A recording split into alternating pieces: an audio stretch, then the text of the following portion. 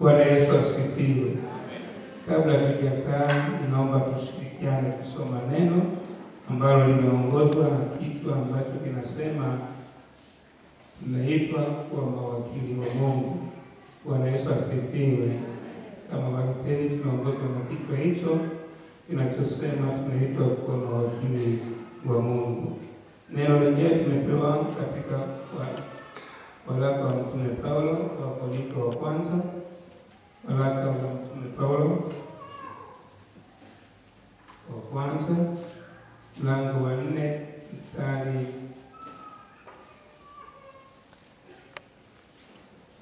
wa kwanza mpaka wa 5, lakini itajenga misingi tu. Nitasoma mistari miwili ya mwanzo itatutosha. Bwana Yesu asifiwe. Mtu na atuhesabu hivi kuwa tu watumishi wa Kristo na mawakili wa siri za Mungu. Hapo tena inayohitajiwa katika mawakili ndiyo mtu aonekane kuwa mwaminifu. Amen. Bwana Yesu asifiwe. Bwana Yesu asifiwe. Napenda kuwasalimu katika jina la Bwana. Wengi tunaonana huko duniani, lakini ni neema iliyoje tukaonana tena nyumbani mwa Bwana. Bwana Yesu asifiwe sana. Nadhani kama tunaonana na tuna amani na tuko tayari kusikiza neno, tupungiane tu mkono, ni ishara kubwa. Haleluya, haleluya, haleluya. Katika hilo Mungu awabariki sana. Ninachokiomba, ninajua tumeenda kwa liturujia, tumeenda kwa sifa, tumeenda kwa kumwabudu Mungu, tumeenda kwa sadaka, tumeendelea kumuona Mungu. Bwana Yesu asifiwe. Lakini kuna jambo lingine ambalo Mungu anataka zungumze nasi kwa njia ya neno lake.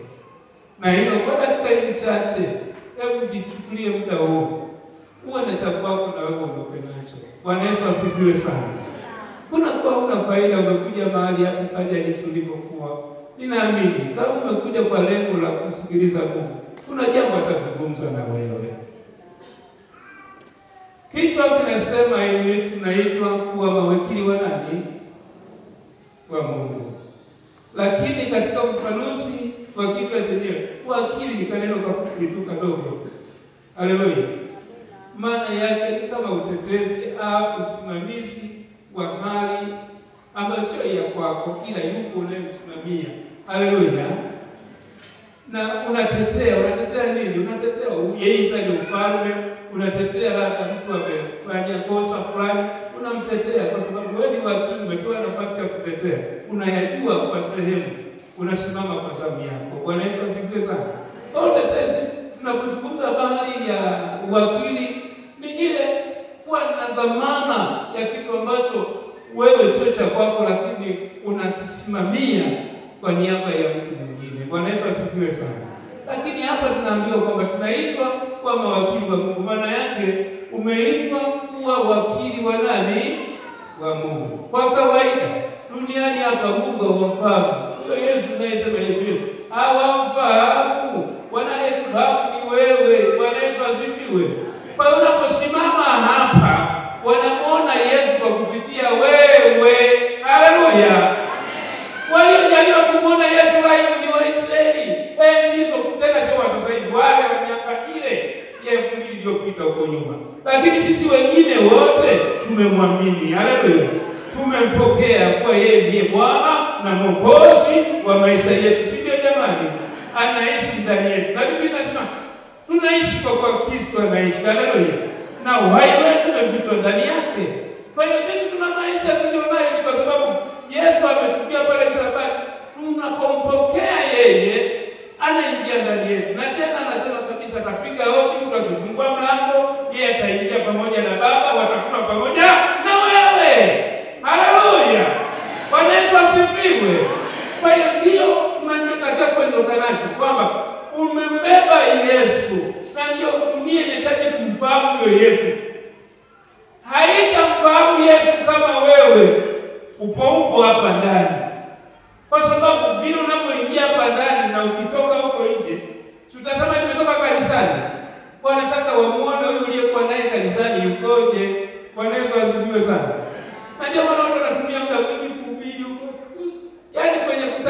sehemu ndogo sana, lakini maisha, lifestyle tunayoishi ndio inatakiwa kushow, yaani kuonyesha kwamba okay, huyo mtu hakika Mungu aliye naye ni Mungu kweli. Amen. Bwana Yesu asifiwe. Na tunakuwa ni watu wa ibadani sana.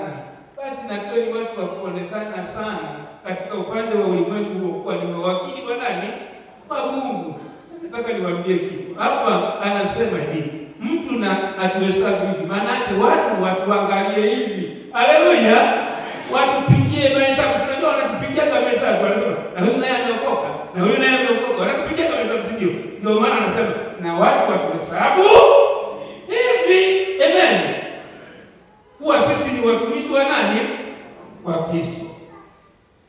Shida ya Wakristo wengi wanajiengua, akipata kachao padani ndio anajua ndio Mkristo, ndio mtumishi. Nani nakwambia? Wote hapa ni watumishi. Mwambie jirani yako mimi ni mtumishi. Haleluya. Hata mkizalauliana, hii kola ni neema tu. Bwana Yesu asifiwe. Na wala uzuri sasa wa kola wala hainipi kibali cha kuingia ufalme wa Mungu. Ndio shida hiyo. Ninataka kugangamala ili na mimi niingie kule. Haleluya. Tunaona kuna mtu mwingine anatumia kola anataka aonekane kisikini itakuwa na wakiara. Ungangana nayo lakini itakufia kule. Bwana Yesu asifiwe sana. Maana ni kweli ninachozungumza. Amen. Ninatakiwa nikulishe matendo yangu na njia zangu. Je, zinalipa au hazilipi? Wanafikiri wewe tutakutambua kama umeokoka kwa sababu wewe tumekupitisha pamoja, tumekuongoza sala roho. Unakuja Felsi au ni kiongozi wa ibada, ni mwenyekiti, ni mfalme wa maombi sehemu. Hakuna hicho kitu, tutakutambua kwa matunda na matendo yako. Amen. Au nasema uongo? Wewe ndio unajitambulisha sasa, nimeokoka na kwenda Yesu. Oh, haleluya. Sisi tunasubiria matunda. Matendo. Sema matendo.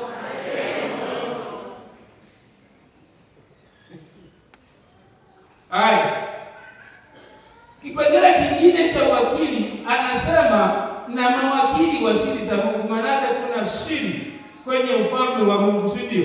Kwenye serikali ya Mungu kuna siri tumeibeba. Amen.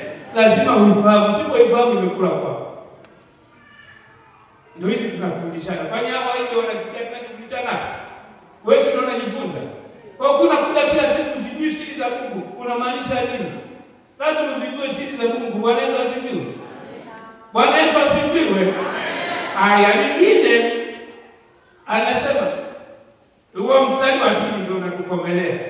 Basi sasa hapo tena kinachohitajika katika mawakili ndio mtu aonekane kuwa mwaminifu. Haleluya. Umekiri kwamba mimi ni nani? Ni wakili. Si okay, tunakubaliana na wewe, lakini kipengele ambacho kinakulinda na kinakubali kwamba uonekane wewe ni wakili kwa Mungu, uaminifu. Mwambie jirani yako uaminifu. Hatukumbushanage mimi leo nakumbuka.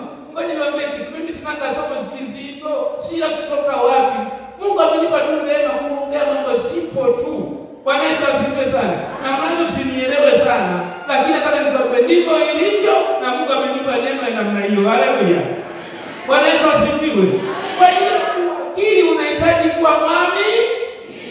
Sasa tena sio kwa vikubwa tu, maana kuna watu wanataka waonekane kwa vikubwa, hata kwa hivyo vidogo ndio vinakutengenezea uaminifu wa vitu vikubwa. Asifiwe sana. Kwa hiyo maisha tunayoyaishi haya tulionayo ya uwakili yanahitaji uaminifu. Baada ya kusema hivyo, wote hapa ninaamini kwamba ni mawakili wa Mungu, si ndio jamani? Sio mbaya. Matendo yetu ndio yatakayotutenganisha kwamba huyu ni ajenti. Si ndio jamani? Maana msafara wa mama na kenge. Bwana Yesu asifiwe. Sasa tutajiangalia mwenyewe ni kenge au ni mama. Haleluya. Tunasafiri tunaenda mbinguni. Lakini katika uwakili huu tunaozungumza una vipengele vingi na mambo mengi na sehemu nyingi unaweza kusikika. Lakini nimechukua vipengele kama vitatu. Kuna uwakili wa mwili, kuna uwakili wa muda na uwakili wa mali. Bwana Yesu asifiwe. Lakini mimi leo nitamalizia somo langu na kukomelea kwa mwisho pale na kuwekana sawa kwenye uwakili wa muda. Haleluya. Unajua kanisa, unajua shetani alipotenda jeuri ni kwenye muda tu. Amen. Amen. Hata kama kwamba Yesu kalikuwa anarudi, Yesu yuko njiani, yuko malangoni. Bali watu isipo hiyo. Hawawazi.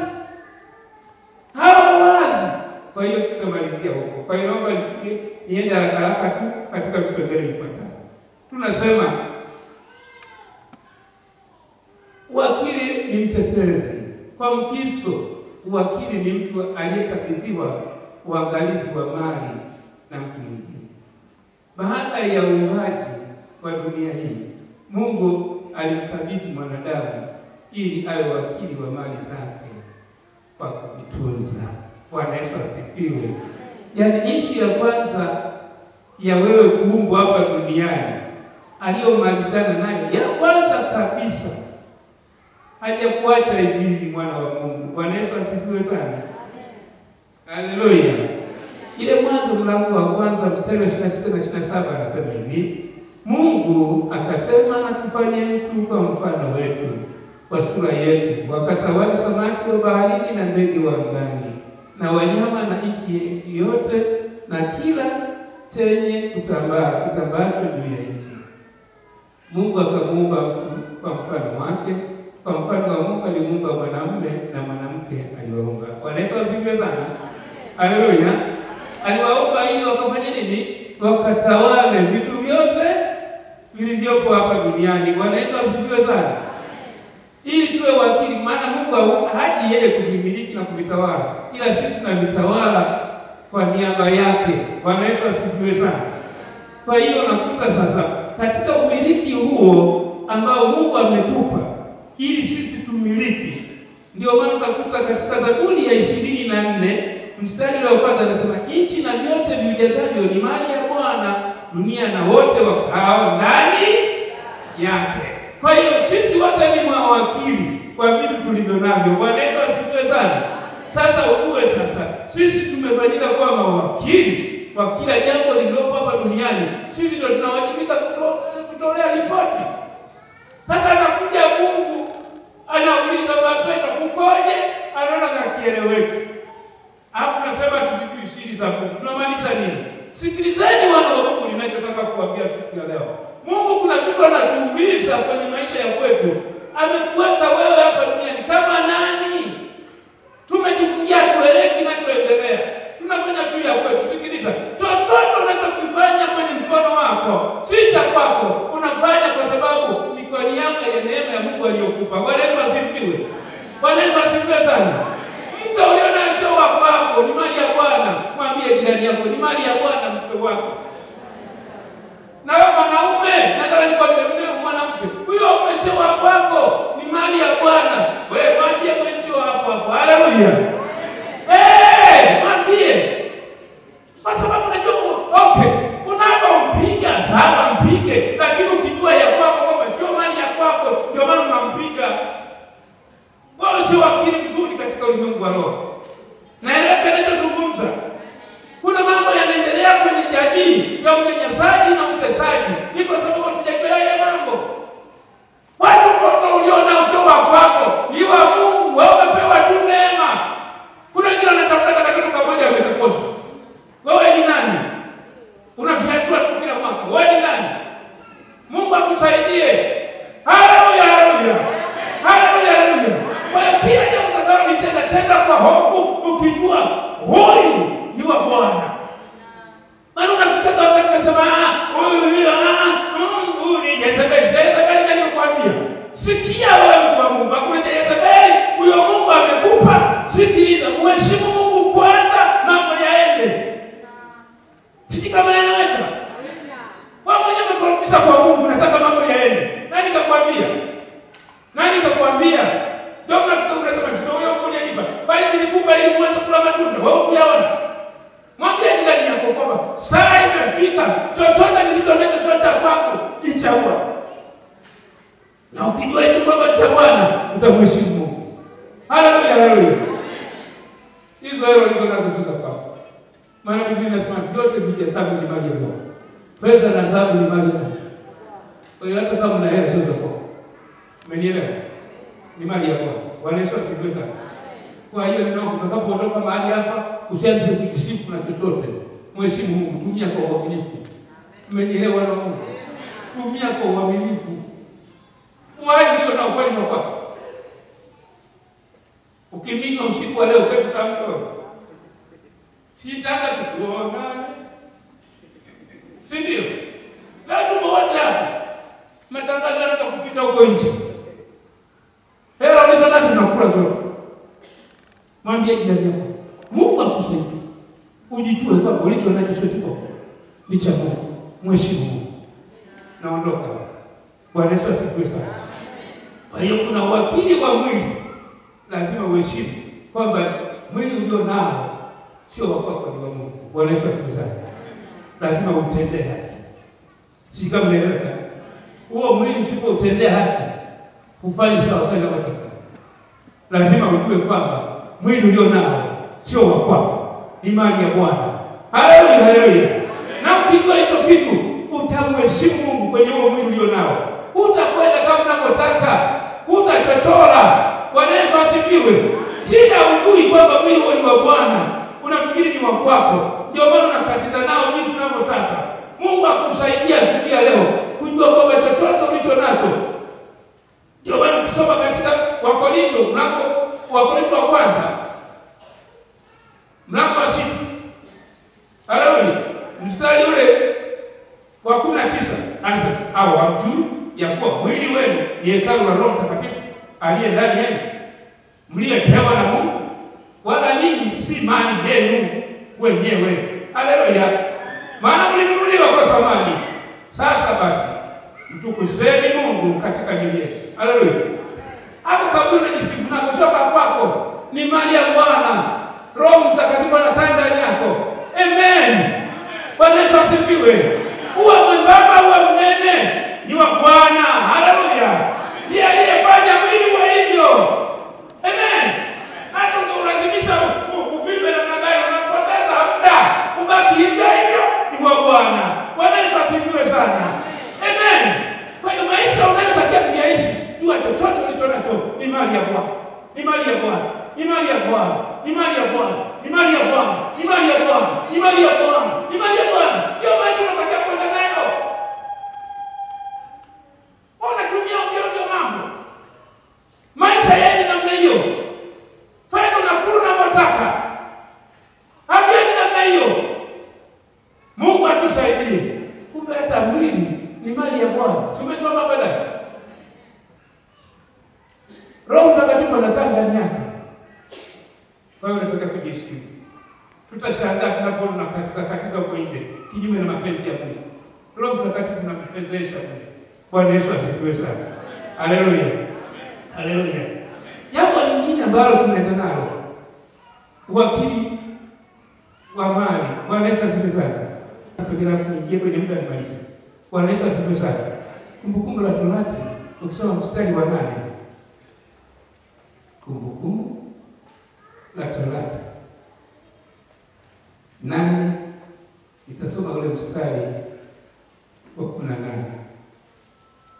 Kumbukumbu la Torati 8 nasema, "Bali utamkumbuka Bwana Mungu wako, maana ndiye akupaye nguvu za kupata utajiri, ili alifanye imara agano lake alilowapa baba zako kama hivyo leo." Haleluya. Sindio jamani? Wanasema utamkumbuka nani? Mungu, kwa kuwa yeye ndiye aliyekupa nguvu za kupata nini? Utajiri, ili alifanye imara agano. Maana yake kuna agano kwenye umiliki ulio nao, lazima ufanye vile Mungu aliyokubarikia. Bwana Yesu asifiwe sana. Usipofanya hivyo, usianze kulaumu baadaye mambo yakaanza kukuharibikia. Mkumbuke Bwana Mungu wako. Amen. Nimeeleweka hilo eneo eh? Siendi mbali sana kwa vifungu vingi. Bwana Yesu asifiwe sana. Lakini hapo kakipengele sichukua ukisaidia kwamba okay, kumbe nikishapata natakiwa kumkumbuka Bwana Mungu. Na kazi ya kumkumbuka Bwana Mungu kwa sababu ndiye aliyenipa nguvu na uhai na afya, si ndio jamani? Na baada ya hapo ninapomkumbuka Mungu, yeye ataliimarisha agano lake na mimi. Amen. Tuonekane kama pekee. Sasa biashara gani? Leo unatembelea gani kesho nenda la Mungu? Ndio maisha ya namna hiyo. Umeshindwa kuimarisha agano lako na Mungu. Ndio maana amekuharibikia, unaweza kuchanganyikiwa. Kama Bwana amekuanzishia ngome ya kuondoka, si baraka. Kwa nini baraka zinaleta majuto baadaye? Sinaongea na nyinyi wapendwa. Unaweza kusema si mambo yameenda. Mungu amebadilika. Umekorofisha mahali. Mambo ya kumekorofisha mahali. Mama analalamika tu kila siku. Unasema si mambo yameniharibia. Nani kayaharibu? Umekorofisha. Tengeneza mazingira yaliyo. Haleluya. Ndio maana kuna mmoja aliyetengeneza mahali lipo. Tengeneza, angalia ni wapi ili mambo yanyoke. Sema amini. Bwana Yesu asifiwe sana. Nasogea sasa nimalizie kwenye wakili wa muda. Bwana Yesu asifiwe. Efeso 5:15. Efeso 5. Unajua ibada zetu zina speed kweli. Bwana Yesu asifiwe. Na wale wenzangu na mimi wanasema oya pastor. Oya. Bwana Yesu asifiwe. Bwana mundani changanyikeni. Bwana Yesu asifiwe. Unafikiri watu wamekuja kusali, wengine wamekuja kuonyesha show. Leo anahubiri nani? Bwana Yesu asifiwe. Jamani, nakulipe tukamuda na kuhusu naondoka muda mrefu. Biblia inasema hivi, Efeso 5:15 na 16. Anasema, basi angalieni sana jinsi mnavyoenenda, si kama watu wasio na hekima, bali kama watu wenye hekima, mkiukomboa wakati, kwa maana zama hizi ni za uovu. Haleluya! Tukiukomboa nini? Alipotuminyia shetani kwenye mazingira yetu, ni hapo tu. Ndio maana tutakuta uwerevu kinachoendelea. Leo hii lazima wakati wetu ukombolewe. Usipothibiti mazingira ya wakati, umekwisha. Na shetani anacheza na muda. Unajua Yesu karibu anarudi kuja. Na kwa sababu yeye anajua, wewe anakufanya usijue, ili sasa uendelee kuwa na bado na muda mwingi. Alafu Yesu anakuja ghafla usijue kinachoendelea. Ndio maana maandiko yanasema unakuta mlikuwa mmelala wawili, mwingine anatwaliwa, mwingine mlikuwa mashineni mnasaga, mwingine anaondolewa, mwingine anaachwa. Si Biblia inasema hivyo? Haleluya. Mlikuwa wawili mnapiga story, mnakuta mwingine ananyanyuliwa, mwingine anaondoka. Kwa sababu gani? Anasabulisha. Na ndio maana hata kile kipindi cha Nuhu sio kwamba walikuwa wajui kwamba anawaambia kwamba tutengeneze safina unabalika. Walikuwa wanajua. Na ndio maana kama ninavyohubiri hapa ndivyo ilivyo. Tutengeneze safina waelewe. Mpaka Nuhu anaingia kwenye safina, majamaa wewe wapi unajifungia mwenda achana ujinga huo bwana. Mvua zinaanza kunyesha. Bado endelea. Haya kawaida hii bwana. Hii ya kupandia. Hii ya kufanya nini? Yakaanza kutoka maji, yakaanza kupanda. Hivyo kaanza kushuka. Hili sio la kawaida. Tafuta miti, wakaingia kwenye miti. Panda kwenye magorofa yanashuka. Nani kakuambia? Uwezo ukacheza na Mungu. Amesema itakuwa na itakuwa kweli. Haleluya. Namwambia ukweli, Yesu anakuja. Wewe kajiridhishe. Ukikaa kwenye kanyumba kako kule umejenga, umenakshi, umefanya kila kitu, unaingia na kutoka safe container, maisha yanaenda, unakaa usafiri, unakageti ya kutosha. Sikiliza, usijisifie hayo mambo. Sikiliza, angalia rohoni umejenga vizuri, umekaa vizuri, Yesu akija naiti, tuko pamoja. Haleluya. Na shida iliyoko, hata nimefuatilia makanisa na kuhubiri kiza na hiyo na kama nabii. Uongo sisi. Kama tunatisha kanisa. Ndio naomba mnisamehe, si watu si. Yesu anakuja. Sasa nikaonekana mimi mara nyingine nasema nimeacha tu kwa neema. Kwa Yesu asifiwe. Sikustahili hata kwa mbele yenu hata siku leo. Lakini kwa sababu neema ya Mungu imenibeba, ndio inanifanya nionekanike. Oh haleluya. Hata ninaposimama mbele yenu Mungu anasema Mungu ni neema. Sina cha kujisifia. Sina. Hizi siku ambazo Mungu ameniacha, niache niseme. Haleluya. Na bado usiponiamini mimi, basi amini tu. Usiponiamini mimi, na usiniamini. Amini tu kwamba kweli siku zinakuja. Haleluya. Amen. Kwa sababu ile siku itakuwa ni mbaya mno. Sikiliza.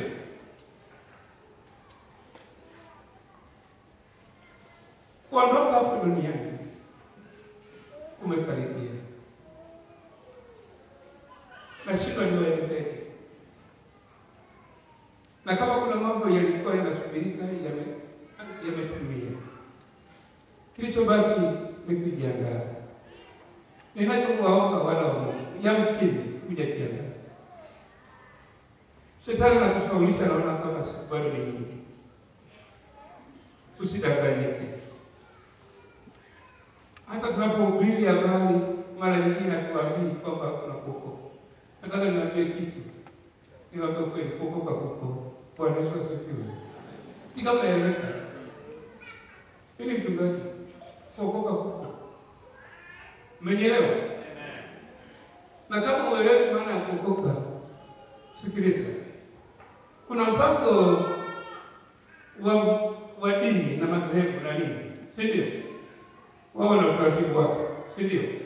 Lakini kuna mpango wa Mungu ambao huo una mtu na Mungu. Una mtu na Yesu pekee yake.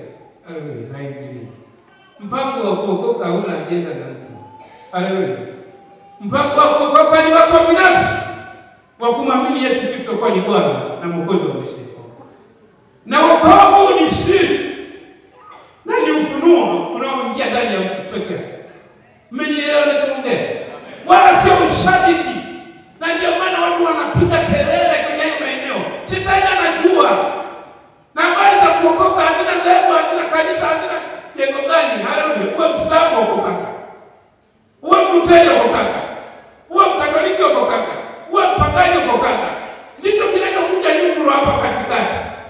Sikiliza. Dini zinafanya kazi yake, lakini Yesu anafanya kazi yake ndani ya dini hizo. Tunakutana na Yesu. Leo usitukaambia ungewaisikia. Nimesimama ninakuambia kuokoka kupo. Na kama utakopa Yesu maisha kwa ni Bwana na Mwokozi wa maisha yako. Ila ni maswali mengi. Ukiona tunaweza tusukupe kwa nafasi ya kuelewa utaratibu. Haleluya. Ingie kwa ofisini. Waambie bandugu nime sirudi nyumbani sina amani. Kutana na watumishi wa Mungu huko. Watakuongoza sala ya toba. Bali walikwambia tunakuongoza hapa ndani. Tengeneza maisha yako kwa saa imefika. Yesu karibu anakuja. Haleluya, haleluya. Mnataka kufanya mambo ya hapa.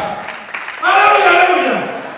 Unaweza kaenda kwenye farasi usikutane na hicho kitu. Unaweza kaenda huko usikutane na kitu hicho. Ukaenda huko usikutane na kitu hicho. Wasikwambie chochote kwa sababu wote shetani huko wanaweka kigugumizi. Tuwaite watu kuokoka. Ngoma iende pale pale. Lakini nataka nikwambie kitu. Kama unaisikia kuna kuokoka, chukua nafasi kutana na watumishi wa Mungu, badilika nenda mbinguni. Hata Nikodemu alijua hicho kitu. Akaamua kwenda night. Oya mwalimu. Haleluya. Mchana unaweza kukuzuia lakini sio usiku kuzuia na wenyewe. Haleluya. Kwa sababu mchana ni lango, asubuhi ni lango na usiku ni lango lake. Nina mambo yake. Bwana Yesu asifiwe sana. Wengine mtakutana na Yesu usiku, wengine mtakutana na Yesu mchana peupe, wengine kwenye viwanja, wengine kwenye njia, wengine wamelala kila mahali. Neema ya Mungu inapokukuta ni hapo hapo. Biblia inasema, ukisikia sauti ya Bwana, usifanye moyo wako kuwa mgumu, mwana wa Mungu. Nazungumza na wewe, kama sitapata nafasi nyingine, ila Yesu kama anakuja, usitulaumu, nimeshakwambia neema ya Mungu ipo. Yamkini maisha yako yameharibika, hajakaa sawa. Tengeneza. Yesu karibu amerudi. Tunataka kuondoka kwenda mbinguni. Sijui kama mwenzangu atakuwepo kwenye hiyo safari. Kwa sababu anayetakiwa kujua kwamba umejiandaa ni wewe mwenyewe binafsi. Bwana Yesu asifiwe. Mimi siwezi kujua sana maisha unayoishi, ila wewe ndio unayejua. Una tiketi, huna tiketi, wewe ndio unayejua. Kama huna kata tiketi, gari wakati wote la kuondoka linakuja. Ikikupita hii neema, siji kama kuna neema nyingine huko mbele. Muda umekwisha. Anza kutafakari kwenye maisha yako, kama umekuwa sahihi au hujawa sahihi. Usijifariji kwenye kwaya unayoimba, usijifariji kwenye huduma ulizo nazo, hata kama ni wa maombi ya kutupa mtu. Unachotakiwa ni kutengeneza maisha ya kwako. Usijisifie kwenye fellowship, usijisifie kwenye majukwaa, usijisifie kwenye neema yoyote ile. Haya yote yalikuwepo, yataendelea kuwapo, lakini neno la Kristo linapita, linakuja kwako leo. Tengeneza maisha yako. Unikumbuke kwa neno moja kwamba nimekwambia tengeneza maisha yako. Usiache wiki hili likaisha bila kutengeneza maisha yako. Kaangalia ni jambo gani linakutesa. Rudi kwa Bwana makatibu, mwambie, naomba tusimame.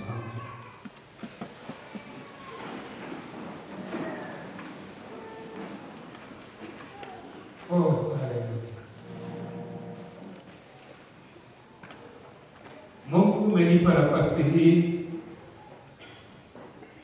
nami ninakuja mbele zako. Sijajua kanisa limekaa katika maeneo gani. Kila mtu ana neema yake, lakini neema hiyo tungoja tunaipita nayo saa hii. Inaomba kumbuke kanisa hili. Kila mmoja aliyepata nafasi mahali hapa, Bwana, inaomba usimuache. Na kama kuna siku ambayo haifikiri, leo hii haifikiri kwamba Bwana unamtafuta katika maisha yake. Na ninaomba isizimike hii taa ya neno lako ndani ya moyo. Iwe asubuhi, iwe mchana, iwe jioni, akazidi sana kutafakari juu ya njia zako.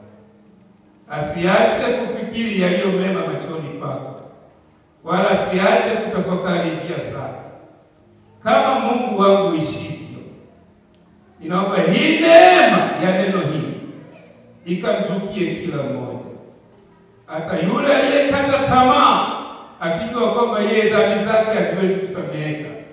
Neema ya Kristo ipo ya kumsamehe, kwa maana imeandikwa, wewe ndiye yafutaye makosa yetu wala hutayakumbuka. Neema hii ikalipitie kanisa hili, nao wakaona ya kwamba yuko Mungu atubadilishaye na kulitegemeza.